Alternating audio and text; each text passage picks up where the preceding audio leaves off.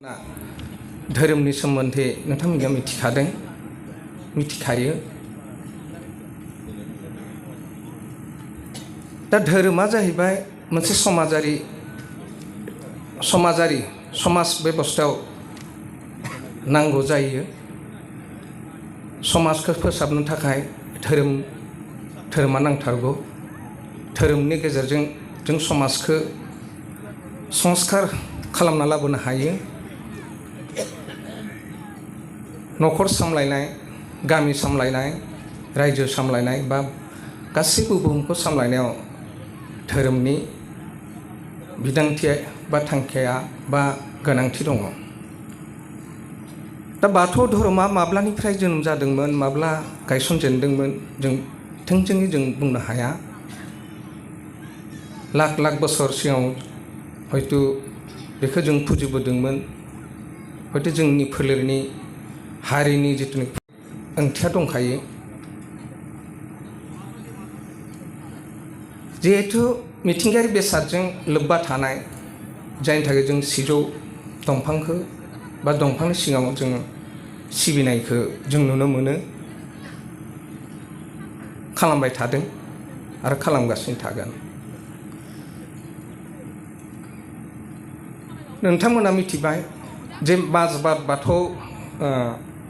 बियाब दुलाराय बाथौ गौतमनि बेंखनाव दिनै 32 बोसोर जाहैबाय बै समाव माबायदिमोन आरो दा माबायदि सोलायलांखो लाइफ स्टाइला मानसिनि जिथुनिखि साननाय हनाय खामानि मावनाय दांनाय न'खर सोलिलांनायाव बाथौ धोरोमजों बे 32 बोसोराव एबा गोजोनपुरि गामिनि जिथुनिखि 25 बोसोर जाहैबाय रुपाथि मायथाइ नोंथांमोना मिथिबाय दा मिथिबोबाय जे बे धोरोमखौ लाफानानै जों माबायदि सोलिलांनो हादों न'खर सामलायनायाव गामि सामलायनायाव जों माबायदि एसे गोजौ थाखोआव थांदों ना गाहायाव थाखोआव थांनो हादों बेखौ नोंथांमोना बिजिरना नायबानो मोनथिगोन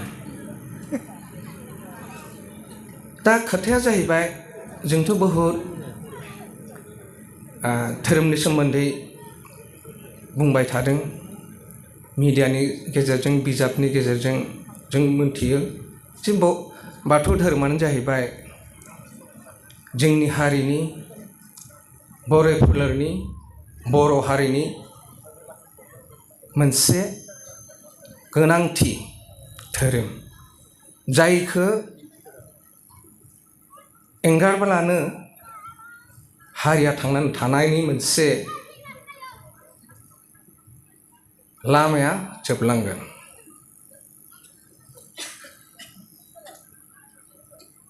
नोंथांमोना मिथिदों दाबावसो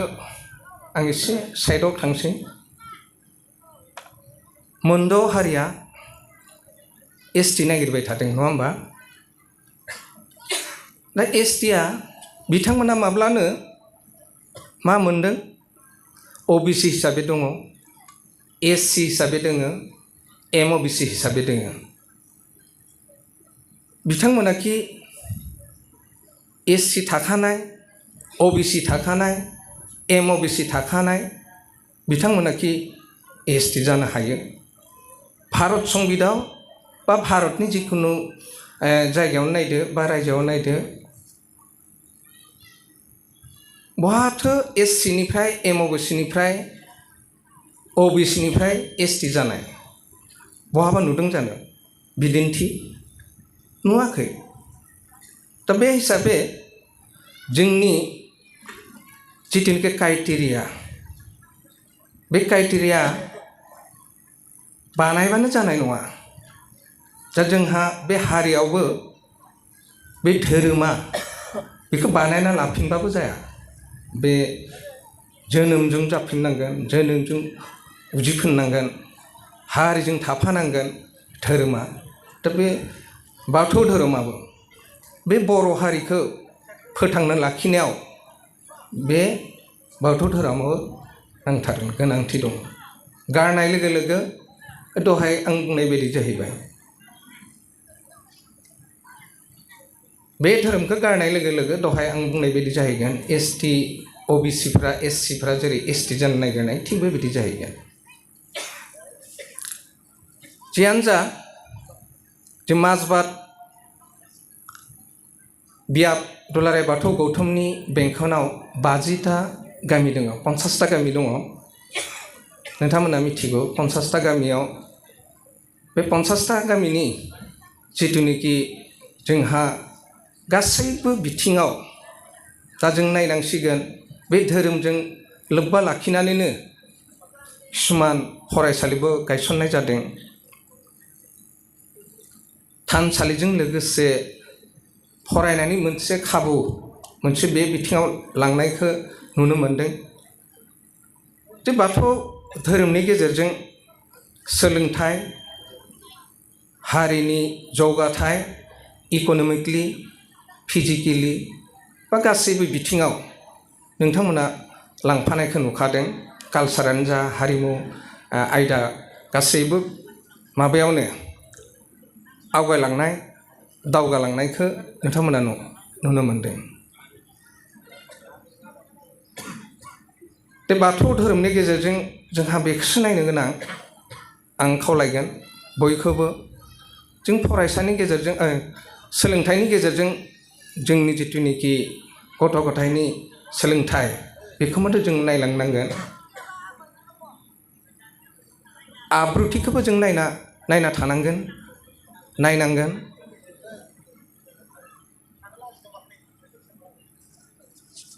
जिथुनिखि दा जोंनि गथ'फोरनि जि सोलोंथाइनि गेजेरजों किसुमान गाज्रि आबहावानि गेजेराव गोग्लैदों बांसिन जोंनि माजबाद ओनसोलावनो नोंथांमोना नुखादों साहा ओनसोलाव एसे बे समस्या जाबोदों दा जों किसुमान बे धोरोमनि गेजेरजोंबो जों बेखौ एसे फोसाबनो नाजानाया मोजां बा नाजाबोनाय थादों नुखादों दा बे खेत्रआव बिमा बिफाया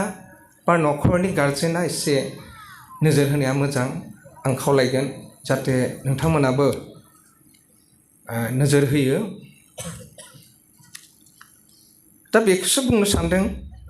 बे धोरोमनि गेजेरजों नङाब्लाबो बा धोरोमनि गेजेरजों हायाब्लाबो गामिनि आफादनि गेजेरजोंबो बा न'खरनि परियालनि गेजेरजोंबो किसुमान बाथ्राखौ जों गासैबो बिथिङाव फोसाबनायनि मोनसे जों गासैबो बिथिंखौ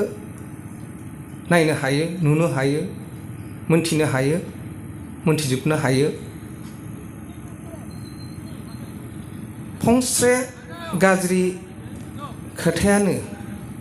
बा बाथ्रायानो सारा बुहुमखौ गाज्रि नेहाथ माबायाव खोख्लैनो हायो बा बेनिखायनो साबधान सांग्रांथि जानांगोन दा दानि गथ'फ्रा दानि जोनोम जानाया हयथ' मा जुग फैगोन गेजेरनि खोलोबनि गथ'फ्राथ' मबाइल नायनानै गासिबो मिथिजोब्बाय दा दानि लास्टनि आल्फा बिथा होनदों दानि जोनोम जानाय गथ'फ्रा उनाव मा जागोन दानो जों बुंस'नो हानाय नङा दा बे खेत्रआवबो धोरोमखौ बिथांमोनखौ जों माबायदि दानिफ्रायनो फोरोंनाय सोलोंहोनायनि मोनसे लामाखौ लांफानांगोन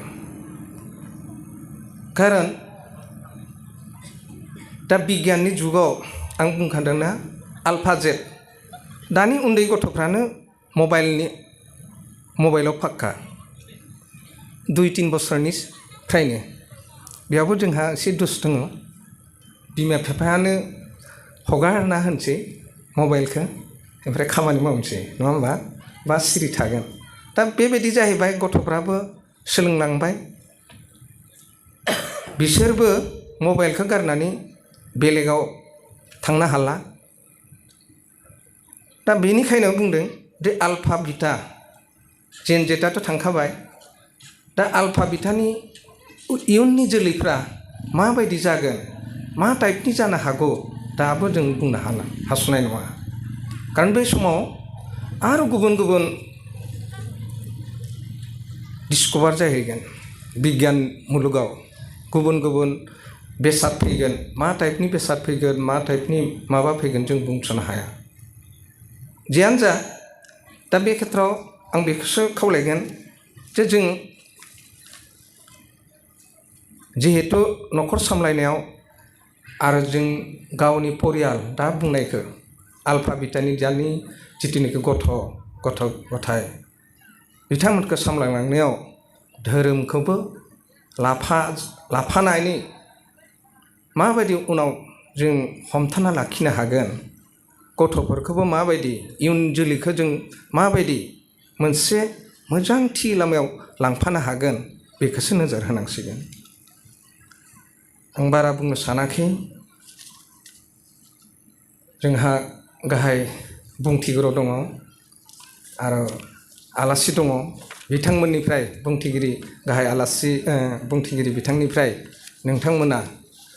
धोरोमनि सोमोन्दै बाथौ धोरोमनि सोमोन्दै आरो गुबुन गुबुन आयदानि सोमोन्दै नोंथांमोना मिथिनो मोनगोन आं सानो बयबो मोजाङै थानानै खोनासंगोन बिथांनि बुंथिनायखौ आं आसा खालामो बे गोदान बोसोराव आरो फैबाय थानाय मागो दमासिनि उनाव जा हाबाफारि दङ बा बे बोसोराव जा जालांनो गोनां दङ फैबाय थानायाव जा गासैबो नोंथांमोननि साननाय हनाय जाहाथे जाफुंसार होयो बेखौनो आं आसा खालामो इसोरनि अननायाव नोंथांमोना हयथ' दिनै बहाय सफैनो हादों बोराइ बाथौनि अननायाव बयबो दिनै जों जयै गुबुन गुबुन जायगायाव थादोंब्लाबो गान्दाराम बिथाङा गुवाहाटीयाव थायो सोरबा बेलेगाव थायो आंबो मैयासो मोना सफैदों मोनसे प्रग्रामनिफ्राय जोंहा गाहाय बुंथिगिरि बिथाङाबो दंमोन हरसिङाव आं साननै थाहैनांबाय बिथाङा हयथ' मैया सानसे बेला थाफानांबाय मोनाजासिम जियानो जा बिदिनो बयबो गावनि टाइमखौ मिलायनानै गावनि समखौ गावनि धोरोमनि आंगो धोरोमनि थाखाय दसे समनि थाखाय बा एसे सम होनानैबो गावनि इयुननि जोलैनि थाखाय जों जाहाथे समायखौ होनो हायो टाइमखौ होनो हायो आरो जों गासैबो बाथौ धोरोमारिया जाहाथे बयखौबो बजबनो हानाय मोनसे सोंथिनाय आरो ओंथि थानाय जाहाथे सान्थौआ फैयो दा बेयावसो आं एसे बुंनो सानदों जोबथा जे जों बाथौ धोरोमखौ जों दहाय बुंखाबाय जे माजबाद ओनसोलाव 32थि बोसोर जाहैबाय बा बे ओनसोलाव बे गामिया दिनै रुपाथि मायथाइ सिलभार जुबलि खुंबाय दा बेयावनो मिथिखाबाय जे जोंनि धोरोमा बिगियानारि नंगौना नङा इसिबां साफा थायो नङा होमबा साफाजों खालामनांगौ गोनां जायो दा मिथिंगायारि बेखौथ' बुंखाबायानोसै आरो जोंनि मोन्थोरावबो मा दङ बिगियानारि थिग बेबायदि बिथा दुमनायावबो नोंथांमोना नायदो बेयावबो बिगियानारि भाबे बानायनाय जायो दुमथेनाय जायो आर'ज मेथाइफ्राबो नोंथांमोना बिगियानारि जों नुनो मोनगोन सान अखा दै बार बिनि खोथा थाखायो जों बेखौ लानानै माबायदि जों आर'जाव थाखायो जों बेखौ लानानै माबायदि सोलिनो हायो बेखौ आर'जावबो बिगियानारि जोंहा बे थाखाबाय नुखादों आरो बोसोन खान्थिफ्रावबो नोंथांमोना बिगियानारि जोंहा जिथुनाखि साइन्टिफिक मोनसे ओंथि गोनां बेफोरो दंखायो बाथौ खान्थि बाहायनायफ्राबो नोंथांमोना बिगियानारि बे माबाखौ नुखागोन दा जियानो जा जों मुथथे बे बाथौ धोरोमनि जिथुनाखि बाथौ जोंहा धोरोमखौ जों फालिबोदों बे बाथौ धोरोमा मोनसे बिगियानारि लामाजोंनो दंखायो दा इयुनावबो जों हयथ' दहाय आल्फा बिटानि जिथुनिखि इयुननि फैबाय थानाय गथ'फोरनि जिथु इयुन जुलिनि बेबो बिगियानारि लामाजों जिहेथु जोंहा बाथौ धर्मआ दंखायो बिगियानारि लामाजोंनो थांखागोन आरो उनावबाबो बिगियानारि जिथुनिखि बांसिन बिगियान जिथुनिखि डिस्कभार जानो हागौ इयुननि गथ'फ्राव जिहेतु धोरोमा बिगियानारि बे हिसाबै सोलिलांगोन होननानै आं मिजिंथिदों आरो